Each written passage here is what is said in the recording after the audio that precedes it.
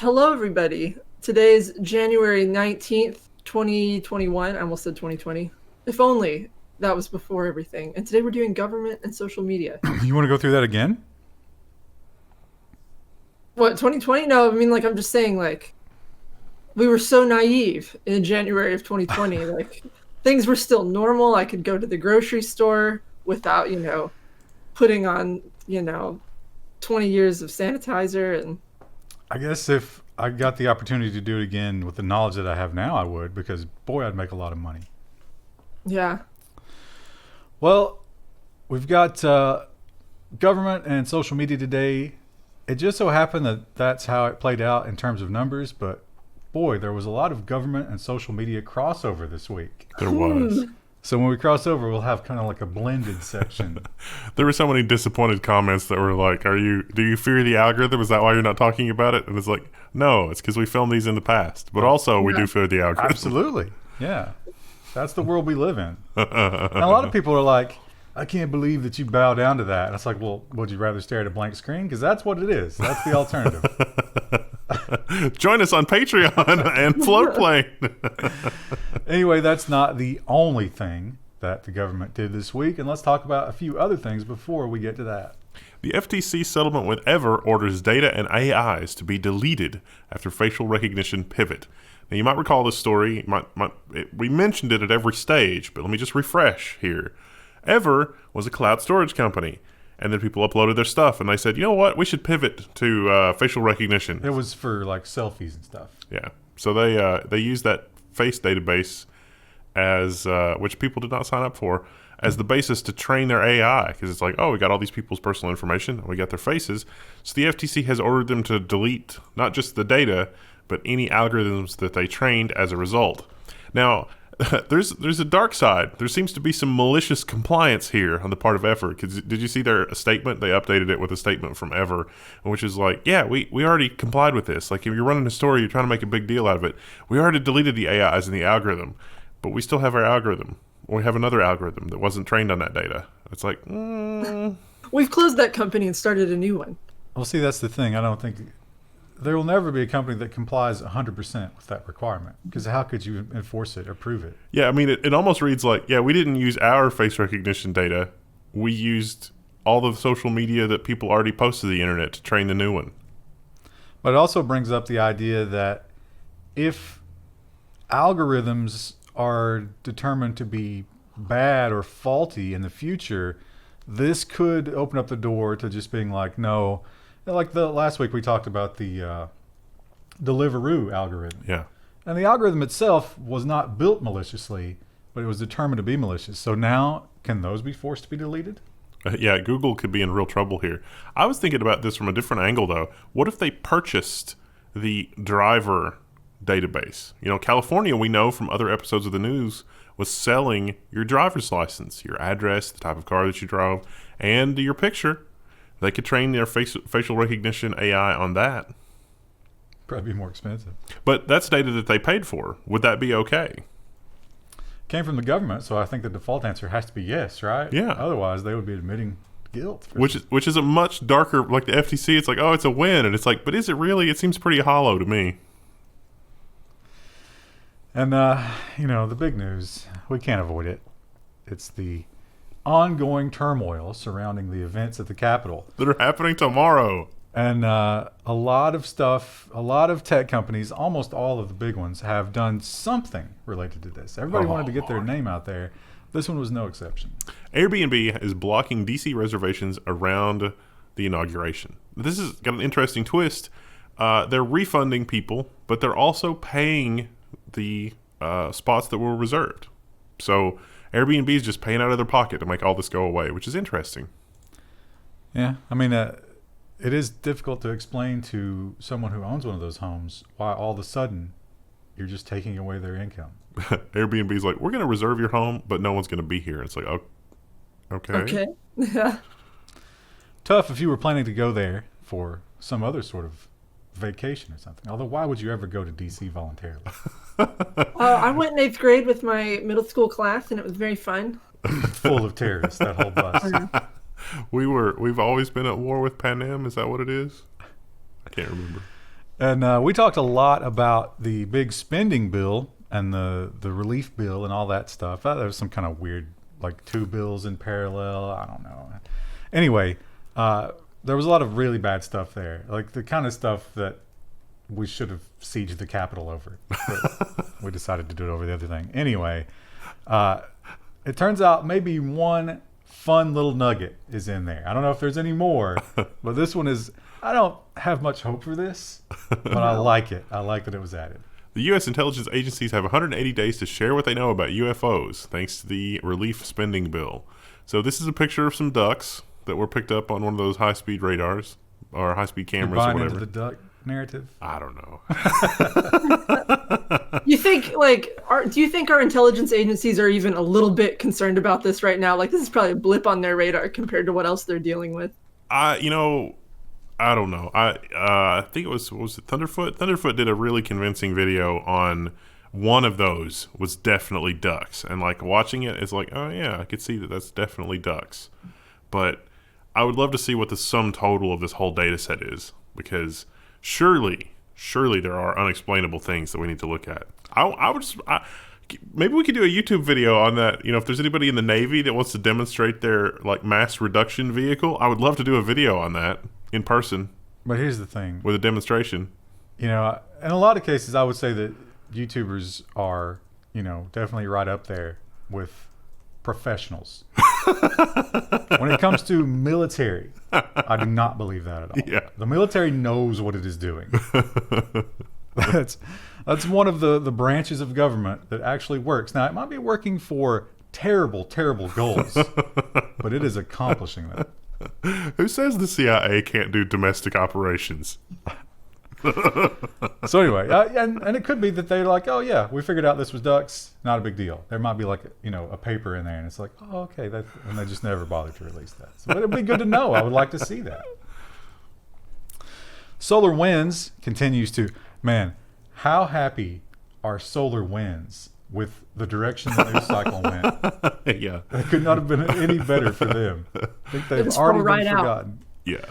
But Krebs has not forgotten them. He's digging in to the treasure trove that is the stuff that was leaked and finding some interesting nuggets. Sealed U.S. court records exposed in the SolarWinds breach. So this is a nice little write-up. It turns out they were using the same system for sealed records and not sealed records. This is,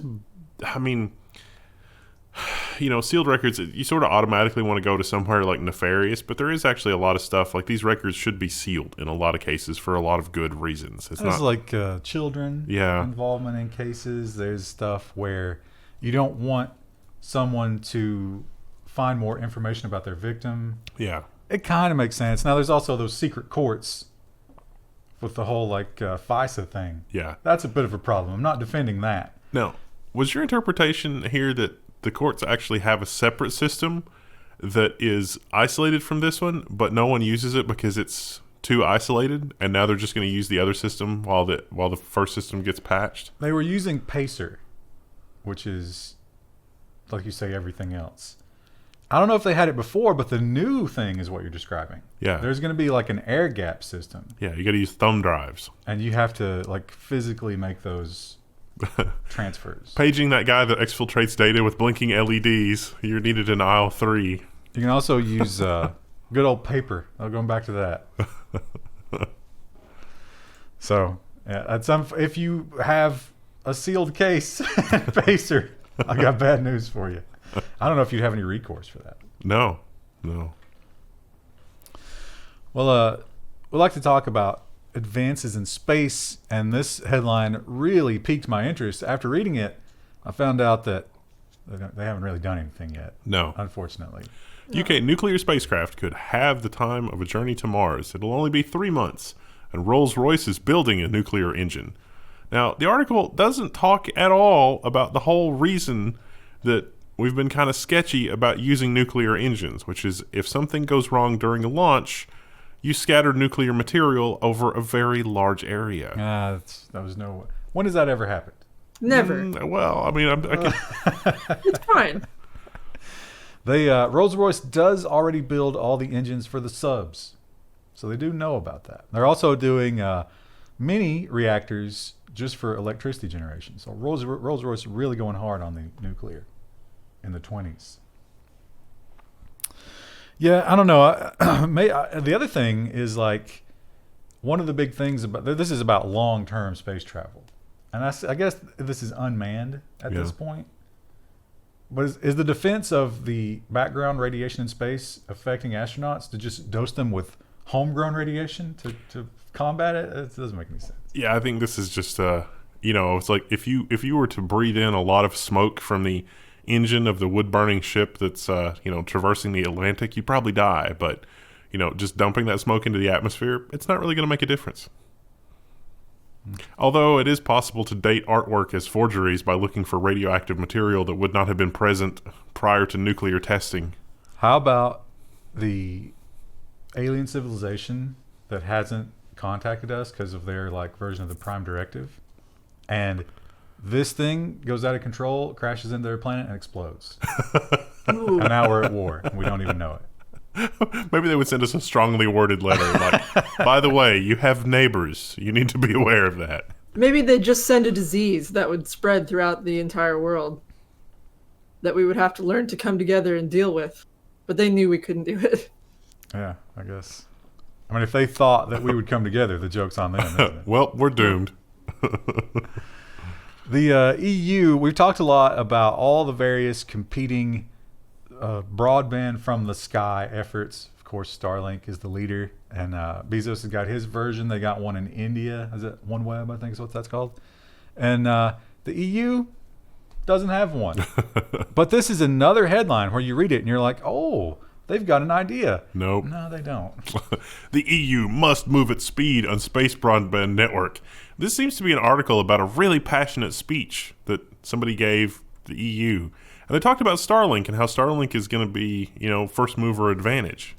But the UK does not have any company in place to be able to provide that. Oh, no, the next story should be Russia and the Starlink fine. Because Russia has already announced that if you use Starlink, you're going to be fined. Just keep that in mind when we get to that story. So also in the EU, which is why that's here, is this another headline that I couldn't parse much useful information from. Could you? Seems like just more promises. Yeah. Reasons to be cheerful. Don't toss it, just fix it. Europe is guaranteeing citizens the right to repair. This is kind of a feel-good story about apparently the municipal waste company in Germany, I think, wherever this was. They go through people's trash and they collect the electronics and then repair it. And they actually have a successful business selling the repair stuff, but because it's municipal, they don't really need to make a profit. They can just charge whatever it costs to repair the stuff that people have thrown out. And so it talked about how they've refurbished cell phones and laptops and blah, blah, blah. Some computers really are just too old to do anything useful for, so they'll make sure that they're recycled properly. But it was talking about how they had so much inventory and so much of it is awesome that was one of the things that convinced the politicians that we really do need a right to repair. And the guy was pointing out how every year it gets worse in terms of just opening one up breaks it. Yeah. So, yeah. Which is not a surprise if you've ever tried to do that. It'd be nice if they would do something like that, but I think it will take a long time and it will be bitterly fought by the lobbyists. Yeah, I do think it's interesting that the only point where they got interested in this was after it was like, this could be a viable business. Not, maybe we should not throw things out as soon as they're, a little bit broken. My takeaway on the context of it could be a viable business was more like this could pay for the cost of the recycling program as opposed to let's make lots of money. It talks about Free Geek, which is up in Portland, and I have a little bit of experience with them, and they do really good work. It's like schools and kids and stuff need computers, and they do pretty good stuff around that. But the German people thing, their aspect of it seemed like it could just, recycling the electronics could pay for other more expensive waste disposal. Think about recycling CRTs. That's very expensive. The politicians of the EU do, however, get very interested when something threatens their power.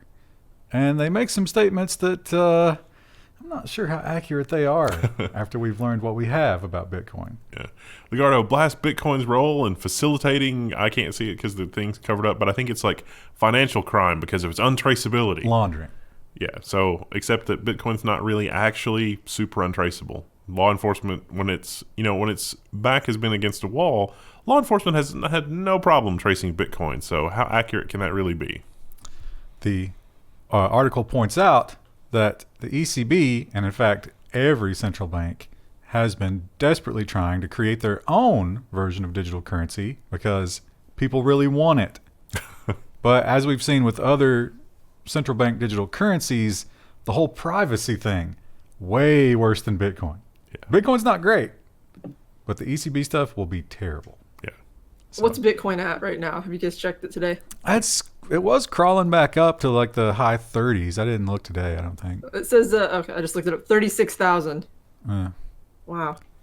Seems to go hand in hand with like video cards. It's like Bitcoin, the price of Bitcoin is dictated by how much Bitcoin you can generate in a year with a given video card. That determines the price of Bitcoin and or the price of the GPU. New Zealand has had, speaking of central banks, the New Zealand Central Bank has had a bit of a stumble. New Zealand Central Bank says its data system hacked. Oh, this poor guy. They sent him out to just it's like, guys, I've got some bad news. Yeah, not good. This does seem like it was a state actor from the various versions of this article that were read. Somebody was hunting somebody's money. He described that what they got and the level of effort they went to wouldn't make any sense if you were just trying to find a way to make money. Yeah. You had to be motivated by something else.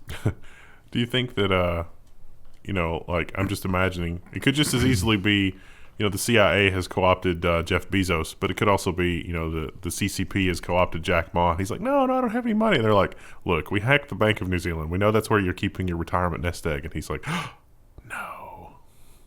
And then Did New Zealand go in with Australia on like banning exports of coal to China? Oh, that's a good question. I wonder if those things are related. Does New Zealand have coal?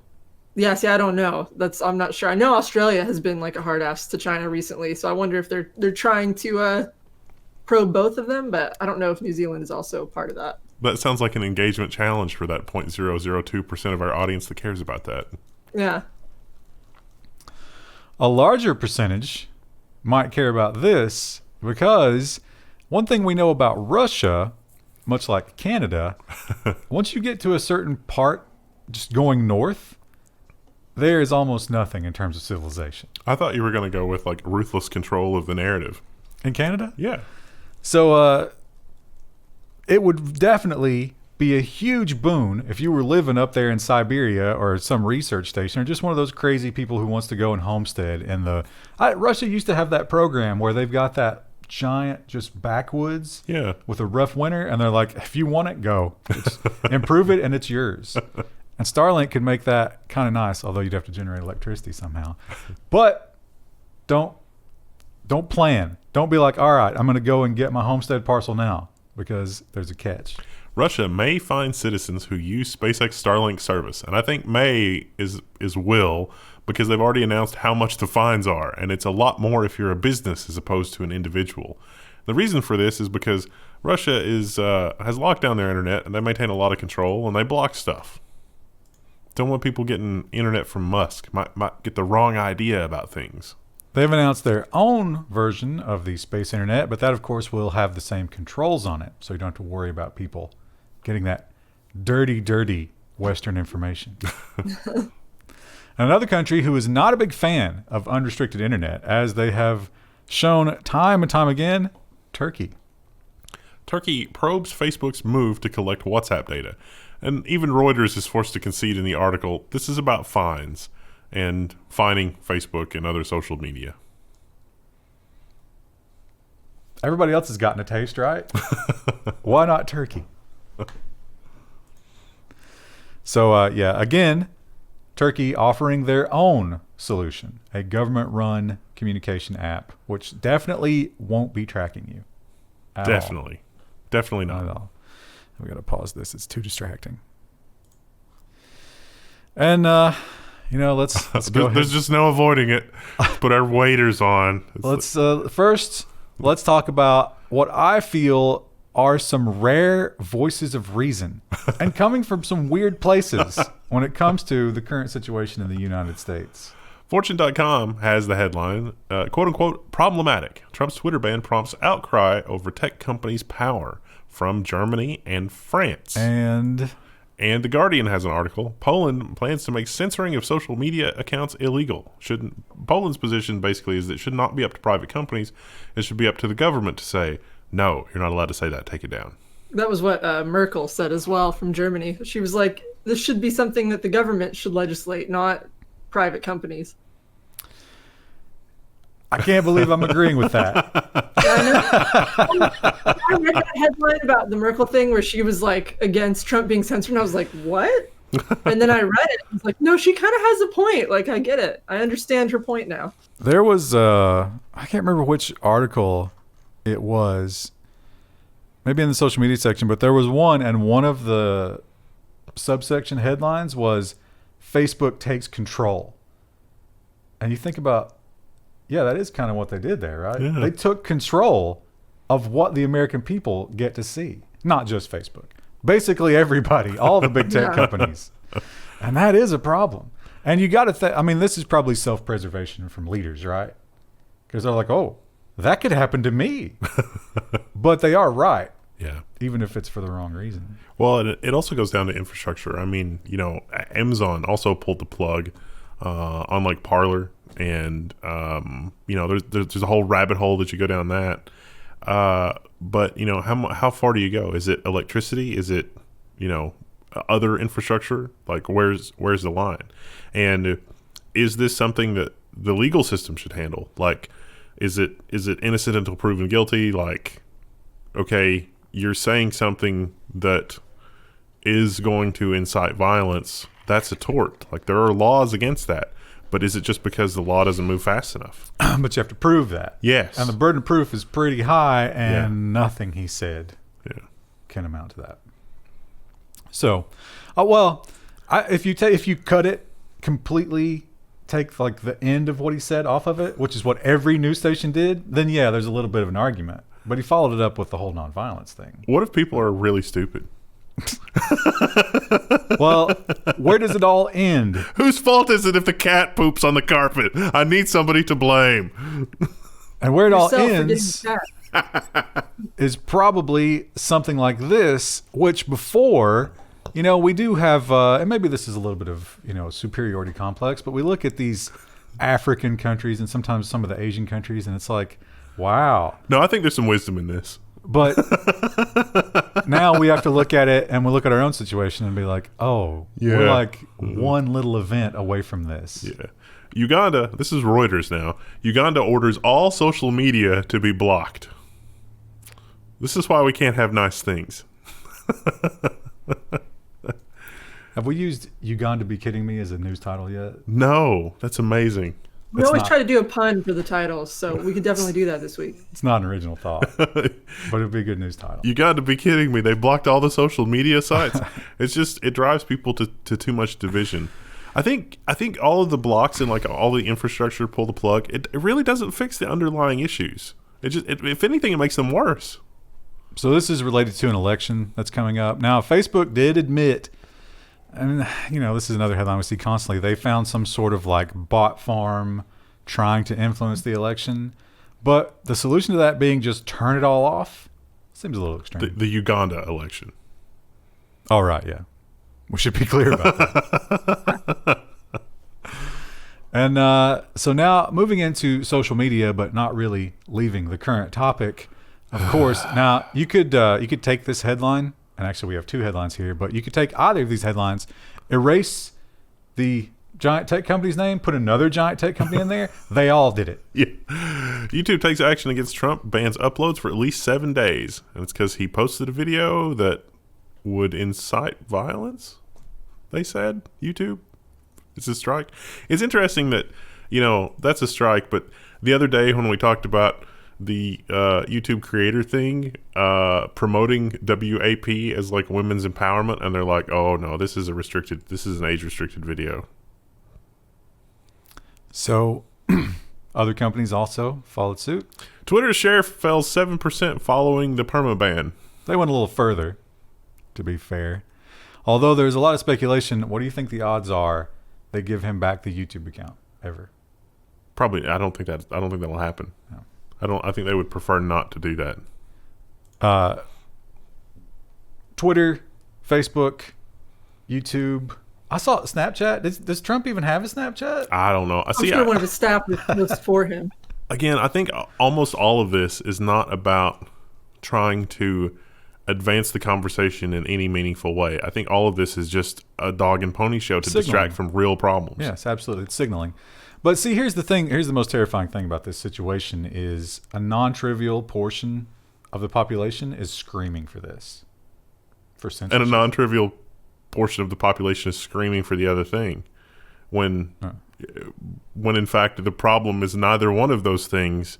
And we really do have to come together to solve this problem, because as long as we're fighting each other, we're not fighting the people that are manipulating the situation to, I don't know, come out on top. You're going to catch so much hate for saying that, though, because you're not allowed to take that position anymore. I mean, but it's just, there's a lot of really dumb people that make it really bad on both sides too, because it's like, no, obviously I don't agree with that person, because he's like, it's weaponized idiocy. They're weaponizing idiots.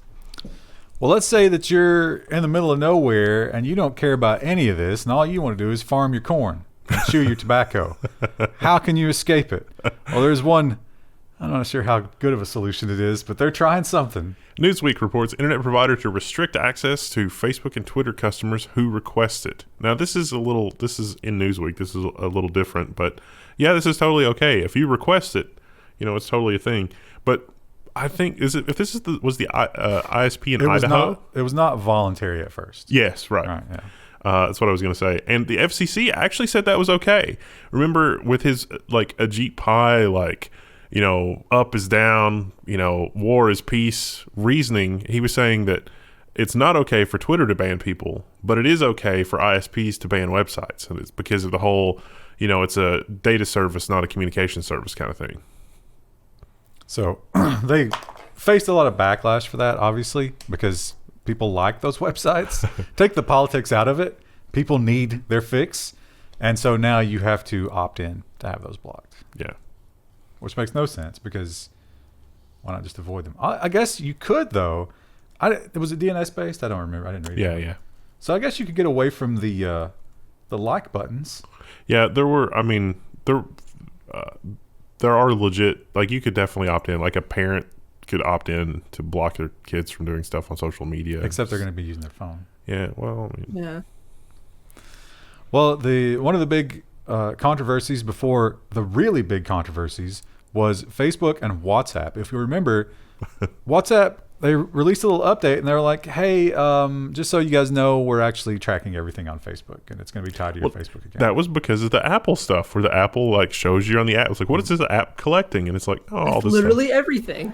And I got to give it up. We dog the American people a lot, and we talk about how maybe they're not the brightest. We just did earlier.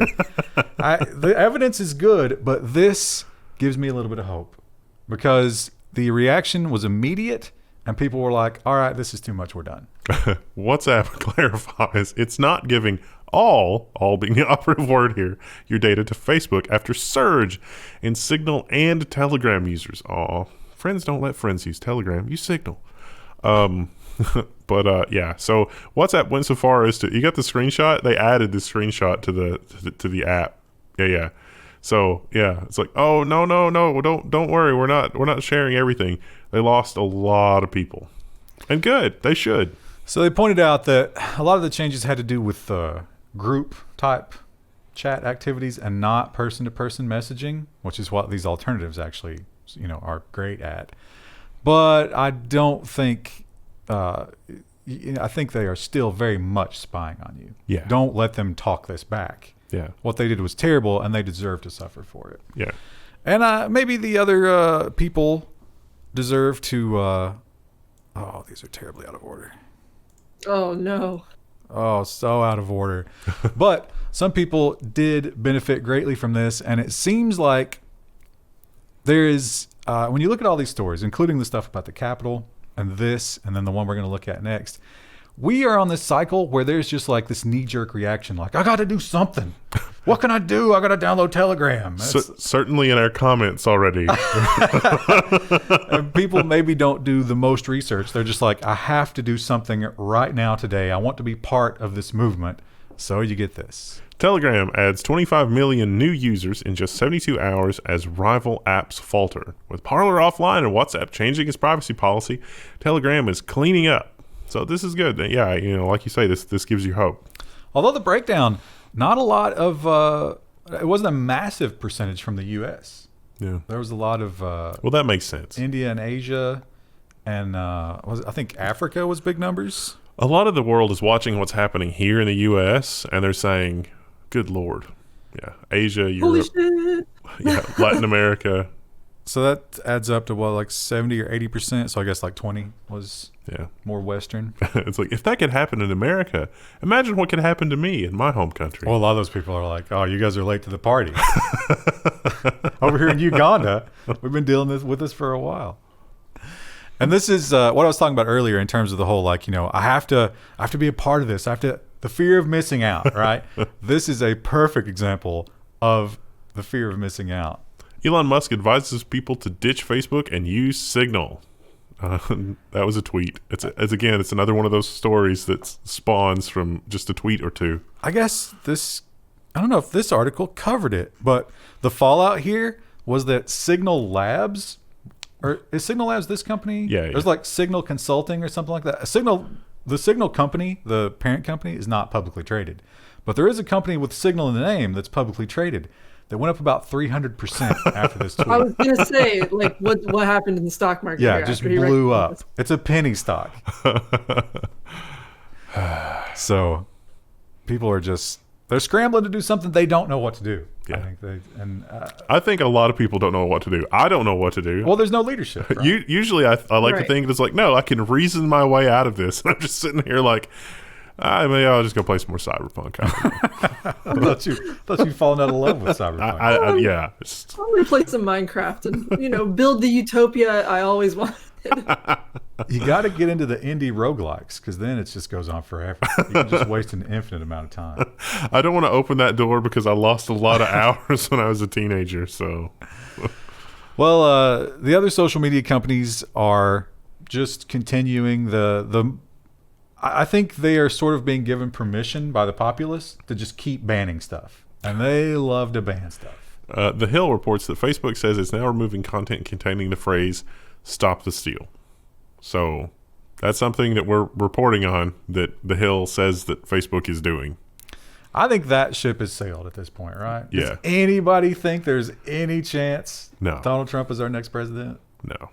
We're going to get comments. Yeah. Well, I'll say some people do, but I don't know that those people live in a reality that we all do. Engagement challenge is like, think before posting. And maybe this has something to do with that, because Facebook, another thing, and you mentioned it earlier about like the massive amount of people versus the massive amount of people. Yeah. And what this, I think, kind of points out, and we'll have some other stories this week that sort of point to the same thing, is that the vast majority of the people don't actually accept the narrative. Yeah. And they tend to flock to things that they believe in, whether or not it matches the status quo. And I think this is designed to try to control that a little bit more in a subtle way. Facebook removes likes feature from public pages. Now, I didn't think that this, like, I didn't get that takeaway from this at all, because you can follow a public page and you can like it, but liking it doesn't do anything other than just like it. It gives you a number. But if you want to get status updates and get messages and stuff from it, you have to follow it.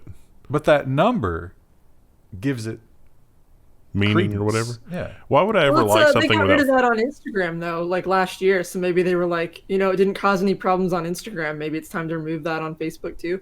Why would I ever follow something? I mean, like something, but not follow it unless I was just an agent of chaos. Because wow, that is so naive. That's the whole thing where people don't read the headlines; they just retweet them. That's massively huge. So you're gonna say, if you go to the Facebook page for "Stop the Steal," and you're like, "Yeah, let's stop the steal," and you click that like button, and then the next person's like, "Oh, that's got a lot of likes. Let's check that out." I think Facebook wants to control that down. Yeah. I hadn't thought about it like that. And this is an interesting story because it came out around the same time that all these services were kind of getting hammered for what they had done. But I guess these people don't really care much about U.S. politics. I can't blame them. TechCrunch says YouTube and WhatsApp inch closer to 500 million users in India. So they're growing too. But my takeaway from this was not that. My takeaway was not, oh, these apps are growing really well. It's like the growth on these apps, I think, is slowing down in favor of other apps, because certainly there's a lot more than 500 million people in India. And what are they using if not this? This is not the fastest growing thing. Well, they point out that a lot of these people, they just introduced in like a really cheap, rural, unlimited wireless. And it seems like if you look at a graph, as soon as that was announced, Facebook and YouTube just blew up in India because suddenly people weren't worried about their data. Facebook knew that, and that's why they were trying to give them free data, but with a terrible, terrible catch. Yeah. So that's also, I think it's going to be a big deal because the U.S. is no longer the growth market for these companies. Yeah. And so their business movements are going to start to deprioritize the U.S. Does that mean things are also more conservative and more catered messaging and more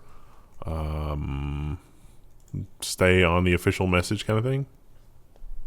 Here, you mean? No, there. Well, I mean, the fallout is that it will happen here if it's happening there, because they're not going to work in different markets differently. Modi has definitely involved himself before with like these companies. It's like, hey, listen, do you want to have access to my billions of people?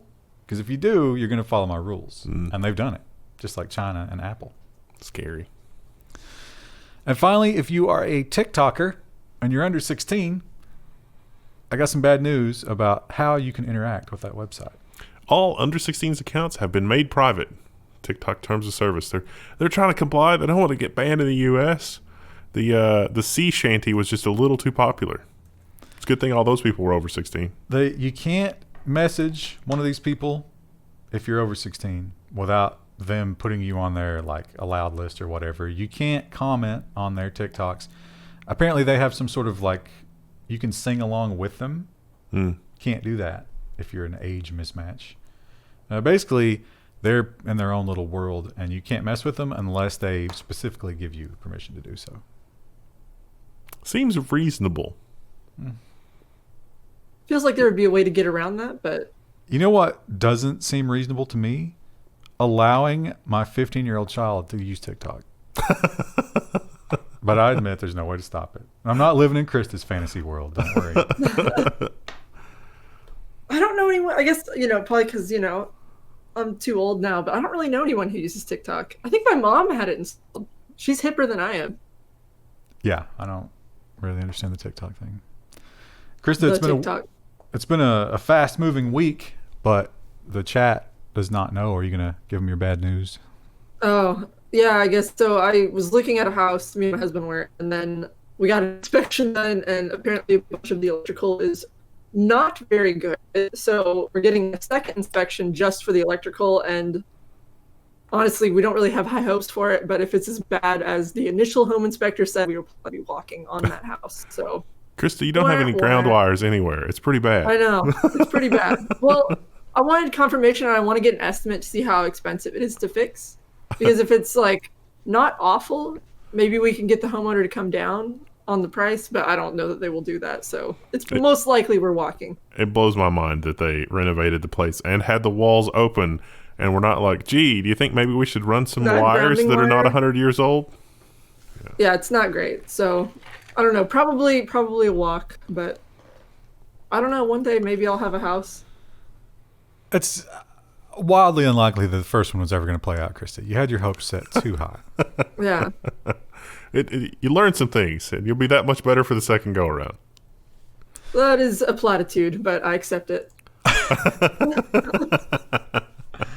Well, tomorrow we will come back with business and I think robot. Oh, yeah, that'll be nice. A lot of hardware news because of CES. Oh, I forgot to plug the store, too. Store.level1text.com. See, I'm wearing the Level 1 Text hoodie. Are we... We are having a massive product purge. Sale. We're clearing out inventory, so Go buy some stuff if you've been looking at it for a while. Are we not doing sponsor in January? Not January, Okay. February. All right. Well, we're the sponsor in January. Join us on Patreon and Floatplane because reasons. So we won't mention that hosting website.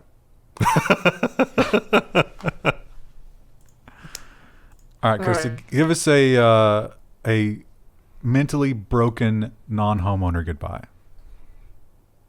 Bye. So just the regular bye then.